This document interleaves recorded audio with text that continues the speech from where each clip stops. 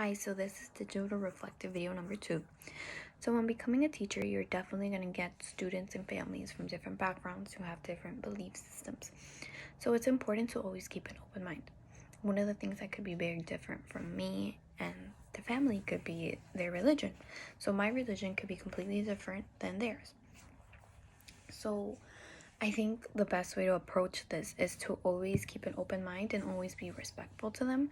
If you know you have a student coming in that's from a completely different culture system, a completely different religion, I think the best thing to do is to get educated.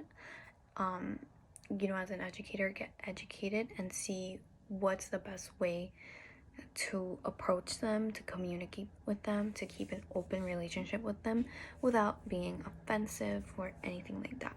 So I really think it's important to get educated on your different families and their different cultures.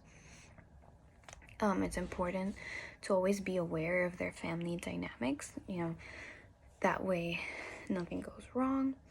Another thing that could be different from us is the language. And so I think it's always important to, have a translator or find the best way to translate, what way do they like to be approached. Maybe their way of communication is different than mine. Something that could also be very different could be if they're from a completely different country, completely different culture, is the way they see the education system. The education system in their culture and their country might be completely different than the American system. So as a teacher, I think it would be very important, if you know that this is the case, to educate them, to give them as much information as possible, to always reach out to them, to make sure they understand how everything works, to teach them, the parents too, how everything works, and that way they can help their child succeed.